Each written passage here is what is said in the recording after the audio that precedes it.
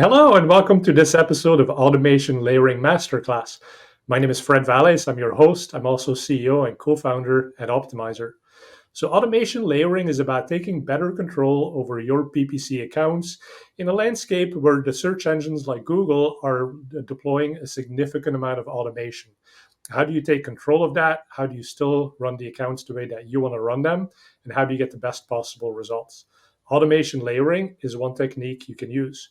And in today's session, we're going to hear from Amy McClain-Ponder, how she does it at Beeby Clark+Meyler. So with that, let's get rolling with another episode of Automation Layering Masterclass. All right, Amy, welcome to the show. It's good to have you on. Tell us a little bit about who you are, your experience in PPC, and also what Beeby Clark+Meyler is all about. Thanks for having me, Fred. I'm currently the group director of paid search at BCM, Beeby Clark+Meyler. My job is really to oversee the paid search team, not only the team itself, but also making sure that our paid search product is going out flawlessly to our clients, and we're really helping our clients hit their goals through paid search. So also part of my job is finding tools and finding processes and developing processes that help us be more efficient as a team to get those rote everyday tasks that might take you multiple hours to do, and using AI and automation to accomplish those tasks or other tools that we can. And in that respect, I have a couple of things I want to show today, but BCM is really the AI performance marketing agency. We lean into AI in all aspects of what we do at BCM, whether that be paid search, paid social, and even creative. I am also a regular speaker at Media Post Search Insider Summit, been there a few times, and also an SMX speaker as well. So I currently live in Windermere with my husband, 2 kids, my dog, who might run in the background here. And I've been in the industry for quite a while now, about 17 years now, starting back when, search queries were way crazier than they are today. So really happy to be here and excited to let everybody know what we've been doing at BCM. Yeah, we're super excited you're sharing your time with us today, and that's an amazing background. So can't wait to see what sort of advice you have. And it's super relevant, right? Is in this age of AI and how everything has shifted. How do we stay relevant? And so obviously BCM and you think about that extensively. So really looking forward to learning. So yeah, why don't we jump into it? And I know you've got some slides prepared, but how do you do these things at scale? I know you work with a lot of accounts that might be on the smaller side, and so scale and efficiency is sort of a big thing. Let's go through that a little bit.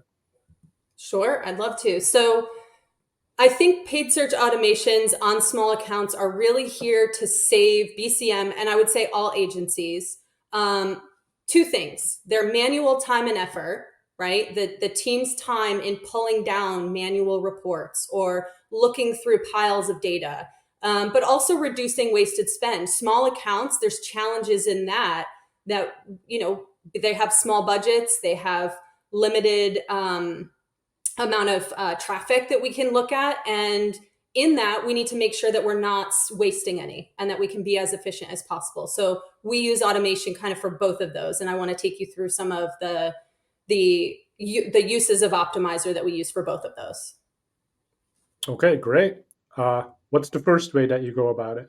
So the first one, I think this is probably one of my favorite, is just catching anomalies in performance quickly. So emails can be a lot, but this is a great email for me because as soon as it says warning, I know there's something wrong here, or one of my teams. So, this might be an example, and this is a pretty relatively small account that comes to me or the team first thing in the morning. So by 7 o'clock, we're expecting this, and it's had this. And this can be set multiple times throughout the day. And I think this is good for a couple of reasons.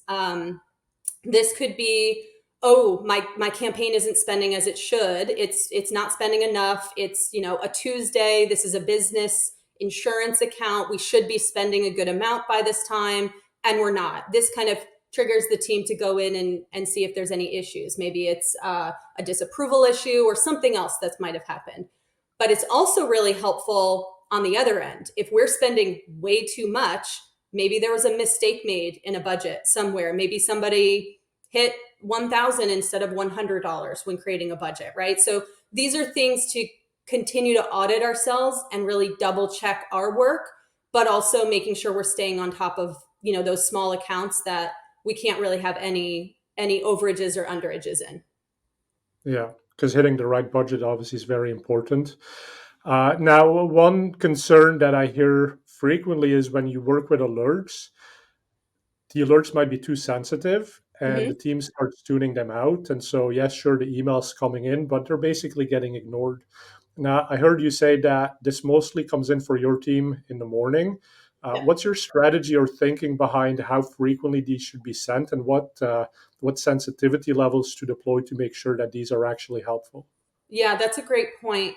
What we do, what's great about the tool within Optimizer, we can set what the difference is. So if I want to see clicks, I don't care if they're 5% off, but I might care if they're 25, 30, 40% off. So we'll set those thresholds based on the particular client that we're looking at. So we might set something, these ones here, they're pretty significant, right? While it's only 2 clicks or 1 click, this is a small budget account and we need to make sure that we're spending or not overspending. So this example, 82% lower than average, that's probably something I want to know about. So the team usually does take a look at what an anomaly could be that would be not acceptable or warrant some double checks within the engines to make sure that everything's running smoothly. So they're all different based on client, and they're all different based on clicks, cost conversion, whichever metric we're looking at as well. So conversions, that might be one that we are okay not getting unless it's, 80% or 50%, because a lot of times, conversions come in throughout the day. Or there are some smaller accounts that have a very heavy conversion purchase that's very expensive. We might not see a conversion every day either. So that would be something that we might be okay with not having, not being super low and more towards the 80% or 100% lower or higher than average. Interesting. That makes a lot of sense. Thanks for sharing that. So, what do you do next? So the next one would be automated budget alerts. And I have a couple of slides on this because I think this is one of the really helpful tools that we use to make sure that we're staying on pace with our budget. Typically with our campaigns, we can't have wild swings in budgets, right? We can't have this day be spending, a ton of spend, and then we have to pull back significantly. So it's really important that we're flighting our budget properly throughout the month. And not taking budget away at certain points. So this is kind of an alert to track that monthly budget. And what I really love is that it's between Google and Bing. So we can do the multi-account portfolio where we're looking at multiple accounts and the budget between both, because I'm sure this goes for the case for many, is that we don't have a budget between Google and Bing, right? It's a budget for the month, regardless of whether it's coming from Google or Microsoft Ads. So this is an example of one of those, so we'll set the budget at, $9,800 for these couple of accounts, and we'll get alerts either in the UI or, again, via email. So I think to your point earlier, Fred, that, the team can get email alert, they can become too much in your email, right? You come in the morning and you have 20 emails about all your accounts, like that's a little too much. So we set it so that it's alerting us when they're on target or they're not on target, right? And they're easy to see. So if I know I'm right around the 19th of the month or the 15th of the month and I'm right around the 50 to 60% mark, I can kind of be, okay, great, let me ignore that one. And we're also pretty good about making sure that, if we're getting alerts every single day on something, you're exactly right that people are going to start ignoring them, and not really seeing an alert there. So this is one of those examples that we'll make sure goes out, whether it's a big alert or not. And that kind of goes into this too, is when we're in Optimizer, this is a really great way to make sure that we see something that's under or overspending really easily. So that red mark right there, showing that we might be overspending for this particular client. this prompts us to go dig in. Is this normal? Did I know this already? What do I need to do in order to increase this budget? And that takes us into, kind of those suggestions from those alerts is how can we hit our spend target? So a lot of those smaller accounts, typically our team really has a good idea of what is spending, what's not. Sometimes there's only a couple of campaigns, like this in particular. We've got 4 campaigns here. The 2 branded campaigns, they don't really have any traffic. It's a very new product. But the 2 non-brand campaigns are spending. And this gives us a really good idea in one click whether something has the potential to spend or doesn't have the potential to spend. So we're seeing here this first campaign, it can only spend about $240 a day, but we're trying to make it spend $500. So this is a great click for our team to start reaching out to the client, letting them know that we're not able to spend or that we need to start finding new strategies, whether it be some more awareness-based strategies or pushing budgets to other months where we know that historical performance is better. Yeah, that all makes a lot of sense. What I really like is how you put the different components together. And so basically you understand when something is under or overspending, you get that email alert based on that. Then you can go and dig deeper to understand how significant is that impact to our business. And then the account manager can use their own expertise to sort of understand and contextualize it. And then they can jump, like you showed here, into a budget planning tool. Or they can say, hey, maybe it's just we don't have enough keywords, or we're not spending enough on a cost per click basis, or the ROAS target that we have is not aggressive enough to help us deploy that full budget. And so that's kind of the whole point about automation layering, is that you've layered all of these different capabilities. And so you get to take the BCM methodology or the AMY methodology that you've put in place for them, and you get to own that, right? You're not just dependent on one number that you put in Google, which is the budget, and then you just cross your fingers and hope that they do the right thing with it. You've taken back some control here. So yeah, I really love how you've put these pieces together.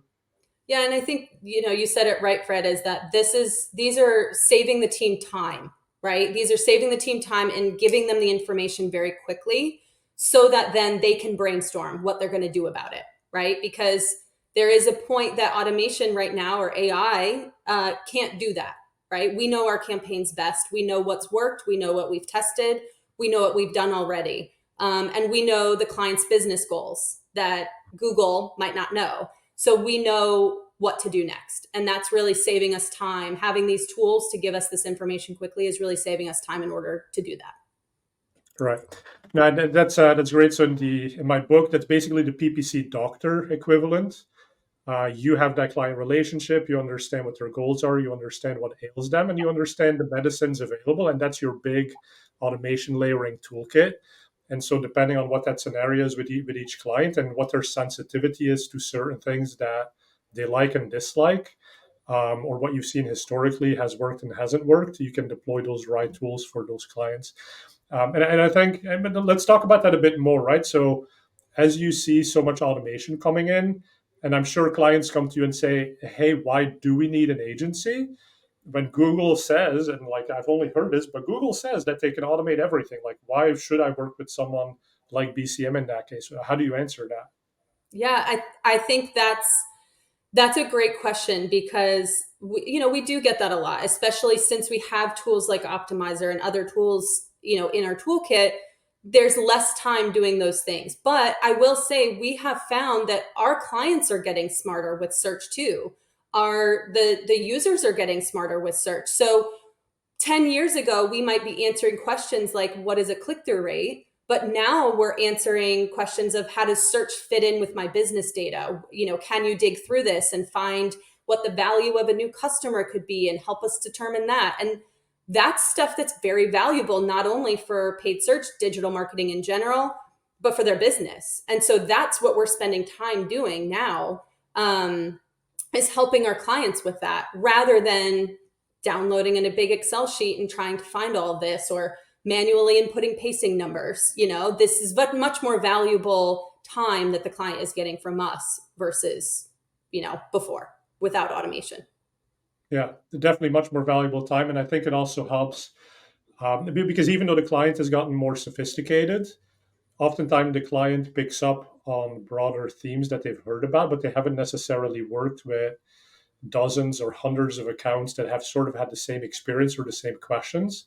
And that's why we go to a doctor, right? I mean, if we have an issue, if I'm not feeling well, sure, I could probably look it up on Google, but I want to go to the doctor because that's all they do. So they can sort of put that in context and say, this is probably what might be wrong with you. Let's go and test that deeper. It's the same with an agency. You've seen these scenarios so many times in the similar industries or exactly the same industry in some cases. And so you can just take the client to that success much faster, even if what they're asking for has become much more sophisticated than what it used to be 10 years ago. So yeah, I really like how you're thinking about that. Yeah. So just some other ideas here. Tracking KPIs. This is another one. These are things that are these are things we need to catch, right? So the left is an email that we've received about a client's CPCs going up. So we kind of knew this. This was something we were monitoring. Relatively low CPCs if you look at them for nowadays. But this is a trend we're looking at, and we're employing tests to be able to get those back down, or just digging through the data. This is alerting us to dig through the data to see if a competitor came up, or if this is potentially just a benchmark. Maybe benchmarks have just gone up for CPCs. So this just helps us investigate. This helps us identify a trend, and then again, set off in making sure that our expertise is being valued here in how we can either combat this or explain it to the client. Yeah, but what I really like as well about this, what you see on the right side of the chart, Mhm. is the trending up portion. And Yes. so, because sometimes you get these one-day anomalies, some news story hit that's causing a lot of people to search, more competitiveness, for example. But it's a blip, right? It's a blip that will self-correct. And sure, you can take action. You can maybe dial back budgets for that day. But then here on the right, you can also see that it's a gradual increase that seems to keep going.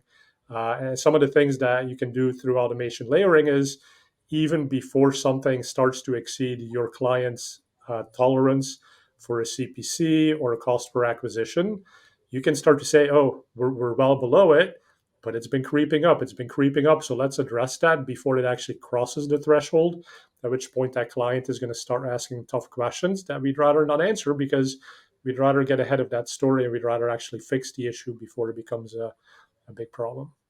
That's exactly it. Sometimes when you get so into the day to day and you're looking at each day by itself, it's sometimes hard to miss a trend, right? We do have, again, best practices for the team to look weekly at month over month, week over week, potentially sometimes day over day if it's a big day of the week for some of our clients. But this really helps us see that gradual increase, to your point, right? Sometimes it's hard to catch that when you're just in optimizations, going. So these alerts are really helpful. To your point, the target cost per conversion on this one is $64.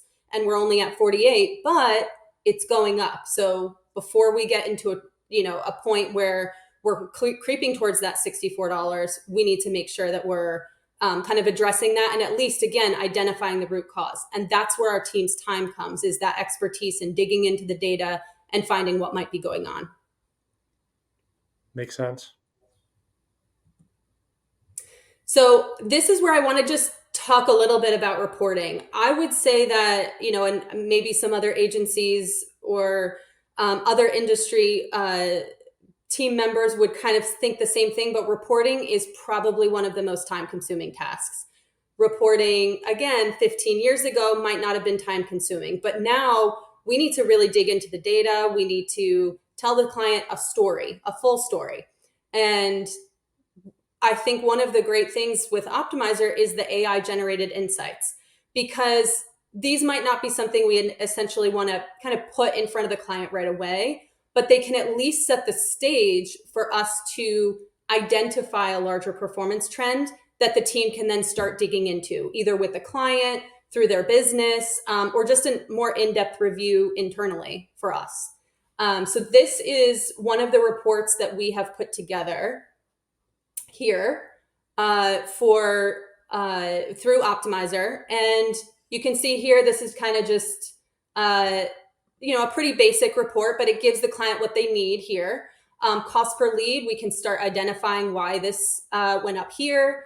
But also, this is kind of the AI generated insights here. So they're pretty basic when you get down to it, but it gives the client, it gives us just an overview of what's going on at that moment. And this has been really valuable for us. And we're interested to see how this can evolve over time with AI getting smarter and being able to dig more into the data and get more detailed.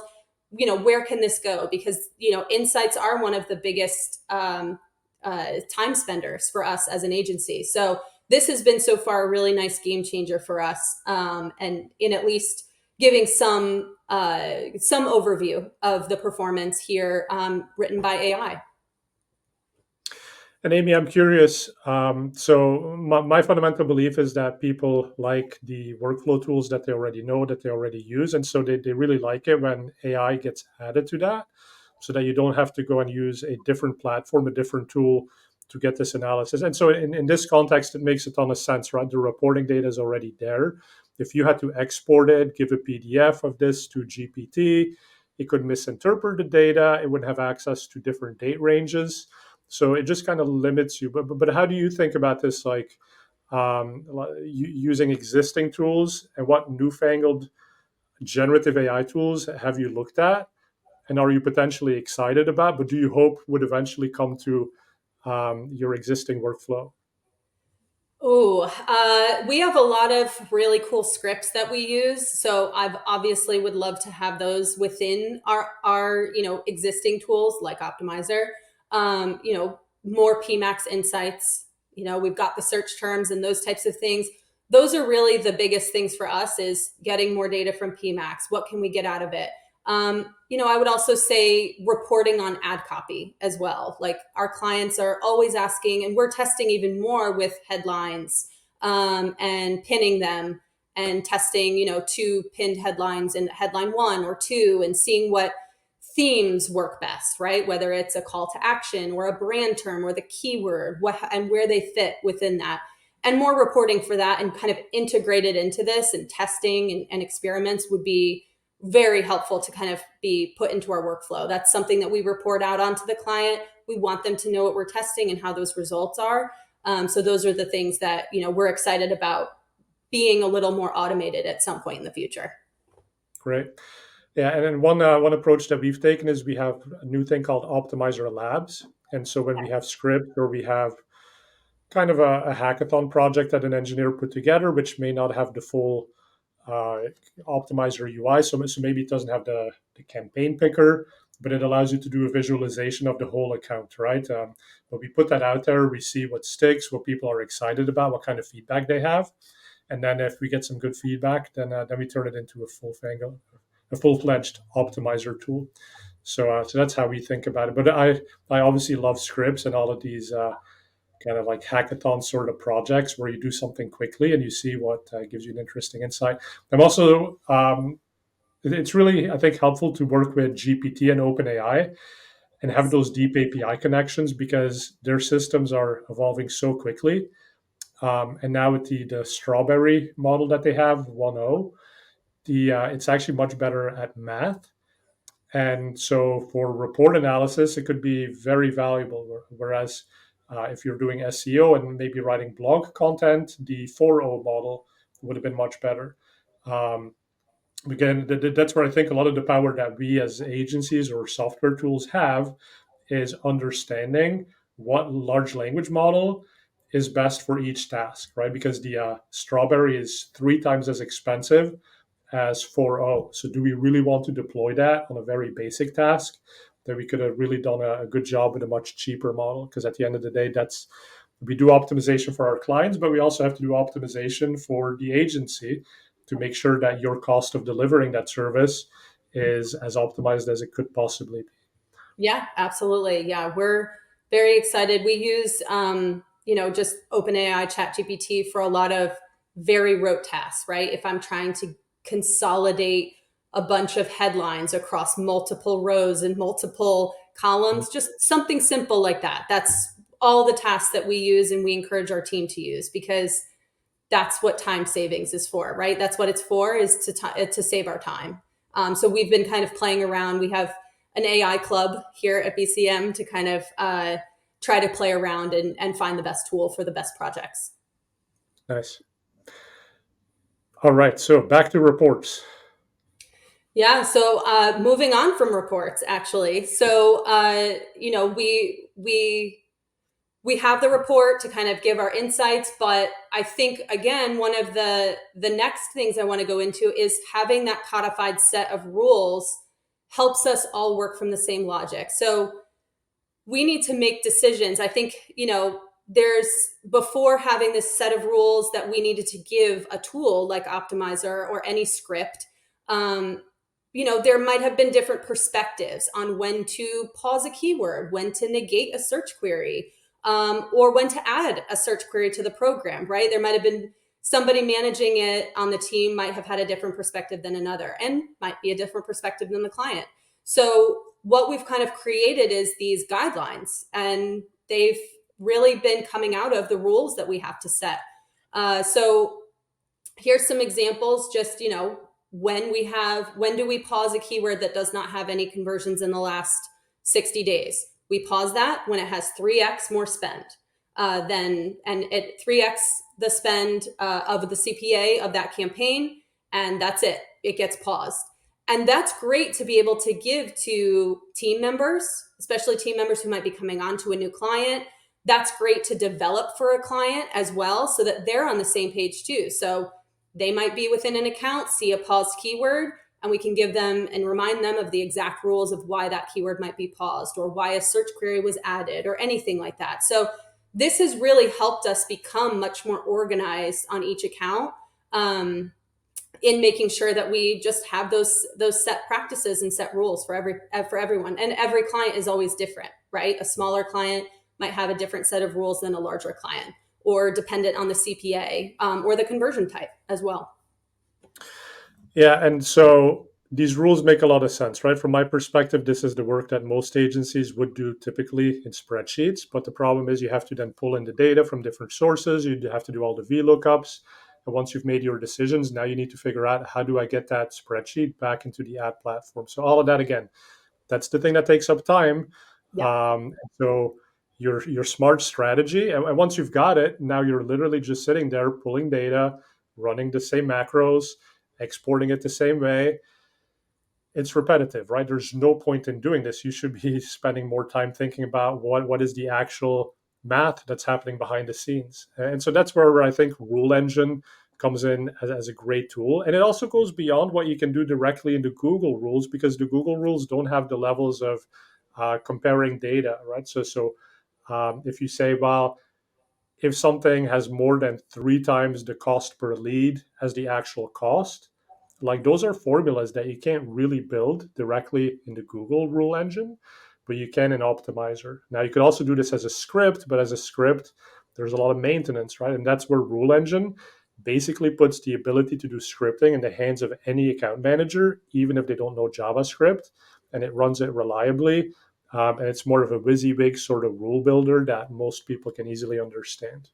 Yeah. And the fact of the matter is that these rules, they are a lot to set up, right? They're a lot to make sure that we're all on the same page about. They're a lot to talk about internally, and then a lot to set up. But in the long run, they save so much time, and they're kind of the ability to not be at someone's whim. Oh, I forgot to pull this data or something like that, right? They're going to run at the cadence that we run them. So they will always catch a keyword that had no conversion. They will always catch search queries that aren't performing, so that's really a big game changer, especially for small accounts. Again, back to the wasted spend. We can't waste spend. We can't waste spend on search queries that are irrelevant, don't work, aren't getting us conversions. We have to save the spend we can, and really be careful about that budget.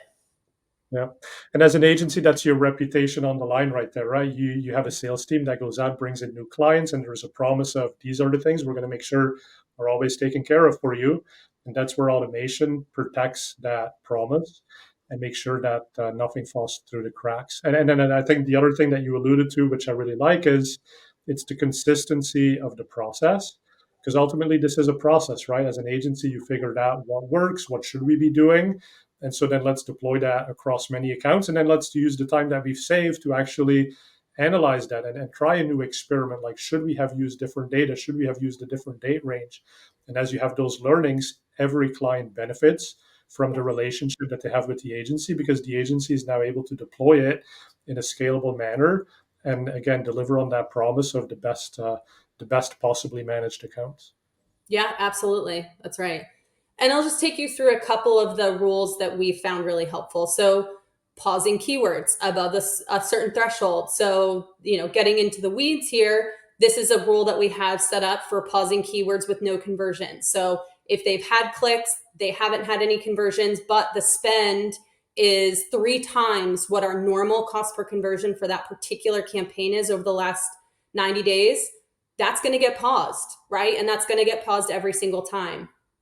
And I think this is, a good example. It actually does apply the label. So 6 months from now or whenever, we're going to be able to see that the label paused keywords, no conversions in the last 90 days. If we're not sure why a keyword got paused, we'll be able to see it within that label, which is really helpful when we're going back, looking through trends, etc. And And then I'll, you go, I'll try it there. And that's also the whole concept of automation layering. It's layering, right? So layer one could be identify things that don't work, do something with them, and put a label on it. That label itself can become part of the next layer, which is 6 months later. Let's look for everything that has that label on it and let's reevaluate it. And if it's no longer in that condition, let's change it back. Let's try it again. And so it just gives you the ability to put these basic building blocks together in sequences that make sense for you. yeah. And there could even be, we have this with several clients where, maybe they're upping their budget, willing to expand that, that CPA. So then we can go back and kind of look at some of the keywords that might have been paused previously that might now work in this type of strategy, right? Now that the CPA threshold, the CPA goal that we have has expanded as well. So it gives us just like tools to go back and really look at our strategy. So, these are just some examples. You can kind of see these particular client examples here. These are keywords that we would pause. They've had some clicks, they've had cost. Clearly, our CPA is very low here. And, if these have had cost, that means that they're not working and they're not converting for our client. And so we'll just pause them and those will be paused automatically. And we can report out on that. We can get a report separately that shows that so that we can tell the client at a later date. Makes sense? And then negating search queries due to performance. I think this is one of those ones that, we really want to make sure we're catching because search queries can get out of control. So this is one we have set up, and they also go into a separate list as well. So it's the same thing that you'd mentioned on the last one is they're not only being negated, but then they're also going, they're being added to a very particular list that we can again go back and go through at a later date if we want to expand, if we want to, maybe spend a little bit more. We can go through that list and see if there's any that we want to kind of test again, maybe create as a separate keyword and optimize separately. So these are just some examples for a client. This has had over $400 in spend, no conversions in the last 90 days. That's our threshold. We're done with this keyword. We're going to pause it. Makes sense. And that's a pretty sophisticated rule there if people are looking through all of those if conditions. And that's kind of the power, right? Is seems Yes. like you have different rules for the search network and other networks. And you're using some formulas in there where the cost is a multiplication. But you can even more sophisticated. You can do any sort of math in this and make it as crazy as you want it. And so that's kind of, and at one point we had a client and they had like a list of 80 conditions to check through. And we had done that as a script. And the problem was the logic had become longer than the script itself that did the work.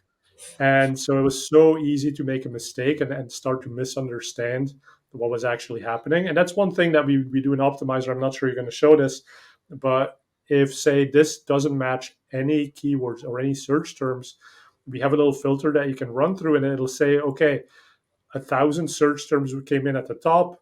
but then after the first step of evaluation, only 100 came through, and then by the next step, they were all gone. So you start to understand where is it that you're becoming too aggressive, or maybe Mhm. you've just simply put in the wrong conditional logic that's Yeah. gotten rid of every potential thing to analyze. Yeah. Um, yeah. Yeah, they can get complicated. We do have some that are, very long, very drawn out. And again, they can take a little bit of time, but when we can get really granular and make sure that we're looking at exactly the right data, they're extremely valuable moving forward. The next one is dynamic search ads campaign. We are actually still finding success in dynamic search ads campaigns, and PMAX, even with campaigns and accounts that are running PMAX. So dynamic search ads is something that we do still need to monitor. We're curating, looking for it, and using it as a discovery tool. So this is one of those examples that we can't necessarily automate. The search queries coming from DSA, I need you to automatically add those to a particular campaign. This is kind of where that strategic eye of our team comes in, which is this is one of the logics here, which is this query has had 3 conversions or more. It doesn't exist in the account overall. And it'll send us a report. It'll send the team a report on a particular basis for the DSA campaigns, and we can determine what's our strategy for implementing this. Is this a brand new category that we didn't know could exist for this client? Is this giving us ideas for creating something new? So this is really where this report isn't necessarily automating an action within the accounts, but it's automating the data so that we can spark our own ideas of moving forward, whether it be a test or just a complete strategy change. Yeah, and that's a great example of how automation doesn't always have to make changes for you. It can just be kind of like your assistant that whispers in your ear and tells you some things that might be interesting to bring up in the next client conversation to have a discussion around. Yeah, that's exactly it. So this one is especially good for small accounts. So there might be small accounts where we're seeing queries or we have keywords even that haven't quite had conversions yet, but we want to kind of at least be notified or kind of see these keywords before they've had enough spend for conversion. So we actually do have on some of our accounts a high click-through rate query automation. So this is again one of those that might trigger our eye. So this is, one of the examples here that this might be a search term that we actually start wanting to Google and look into. Is this actually relevant? It hasn't had much data yet. It only has a high click-through rate, but something is relevant to the client, to the user when they're clicking our ad. And maybe it's a bad relevant, right? Maybe it's a bad query that we're seeing here and people are clicking because they think that our product matches that and it doesn't. So either way, whether it's super relevant and might be, another good idea, or it's very not relevant and maybe we're wasting spend on it, this has been a very helpful kind of tool for us to look at. Makes sense. So this is one that we use quite a bit because I think going back to those alerts previously, sometimes it's hard to really see something that's on a slow decline. We have so many keywords in an account and we've got ad groups going and we're looking at campaign data between Google, Microsoft, and sometimes seeing a decline in particular keywords or search queries can be difficult to see. So we've set up some rules to really catch that. So this is an example of a keyword or query that hasn't had conversions in the last 30 days, but it had conversions in the last 90 days. So that's clearly something where it had conversions previously, but now it's kind of starting to decline. So this would be another prompt for the team to go in and look at what's going on. Maybe this is not a relevant search term, and it was before. Maybe this is something that maybe the landing page has changed and there's something a little bit different about it. So this is a good way for us to kind of, again, identify those small micro trends that might be going on in the account that can help spark our ideas. Yeah, what I love about this is It illustrates that you can use different date ranges within the rule engine. And you're not just limited to even 2 date ranges. You can literally add as many as you want. Yep. You can also do offsets based on conversion delay. So if you know that your typical conversion lag is 2 days, you can exclude those last 2 days from any analysis that you do and shift everything back by that amount of time. So that, because I ran accounts at one point, and because of the conversion lag, it would always send me alerts and would say, like, your account is terrible today. And I'm like, I know it looks terrible today, but those conversions are going to be there in 2 days and it won't look terrible anymore. Right. And so that's one of the things you can fix with a tool like this. Yeah, this has been super helpful for us, just having those 2 different date ranges to see differences in performance as well.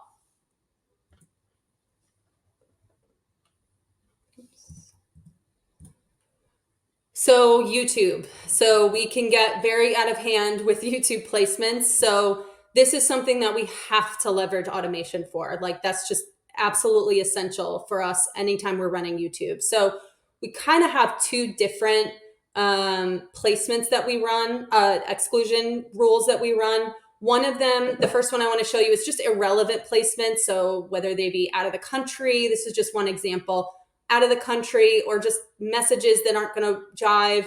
One of them would be like sounds or meditation. So that's not somebody that's in the mindset of being ready to view an ad and interact with it. So a lot of them that will automatically exclude. And we show on thousands and thousands of placements. So this has been something that we couldn't even keep up with manually. So this has really helped us keep those YouTube campaigns very healthy. So this is just an example here of one of our accounts that's extremely business focused. It's white papers.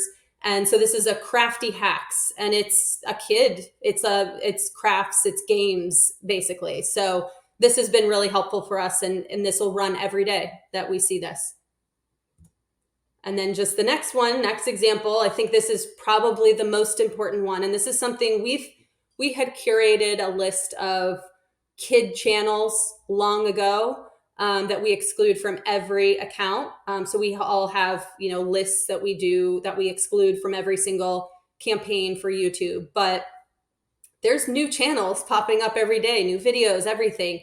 And so we can't keep up with that. So this has been extremely helpful for us. This one you can see here in the display name, it'll exclude anything child, children, toddler, newborn, lullabies. We might be targeting the correct person here. We might be targeting a nurse or a business professional or somebody in market to buy cookware. But if they've passed their phone to their child, we're not targeting them anymore. We're targeting their child. And that's definitely not something we want to do and, waste our client spend. So, this is an example of that report showing the kid related content here. The suggestions are, all of these have been excluded. This runs every day. And this is one of those examples. I'm sure my kids would love this, but if I handed them my phone, I'm not the one being targeted anymore. So this is something that runs on every YouTube account. And there's other ones that we run where it's, a placement that might be low click-through rate or low view rate or something like that. But this has been very helpful to just make sure that we're being extremely brand safe and healthy with our YouTube campaigns. Yeah, and I think this is a great illustration too of just the power of the search engines and the companies like Google. There's so much great traffic they can give you, but there's also that junk that lives within it. And so this enables you to deploy advertising to channels that might have been brand safety, brand unsafe, like YouTube. But now you're able to actually get into that and get the good stuff out of it without risking the brand with all of this other stuff that's happening on YouTube. Yeah, exactly. And, it's the age old question of content versus audience too. Sometimes when we do just target the content or specific channels on YouTube, they're not always looking, our audience isn't always looking at that content, right? A business professional isn't always looking at business content. So we have found value in targeting the audience, but we need to make sure that the actual audience is watching what we're looking for and ready to receive it. Makes sense.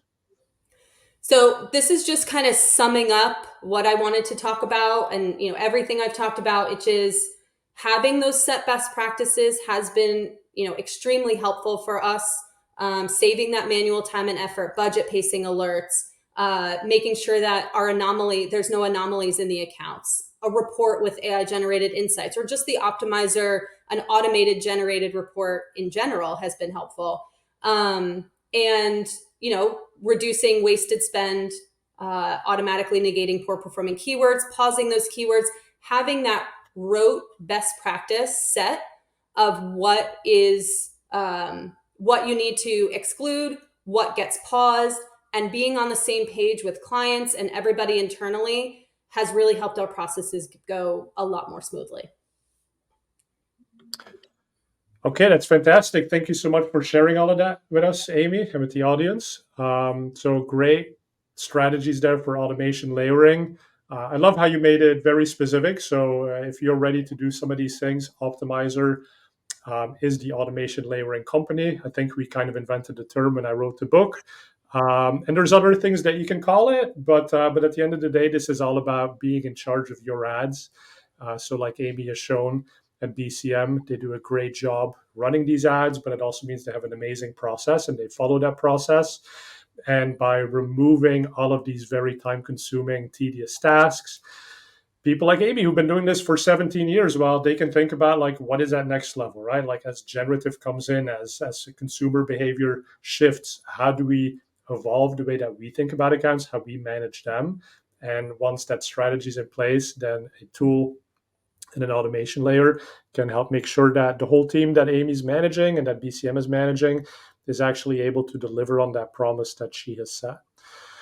So, Amy, if people want to find out more about BCM or they want to get in touch with you, what do you recommend they do?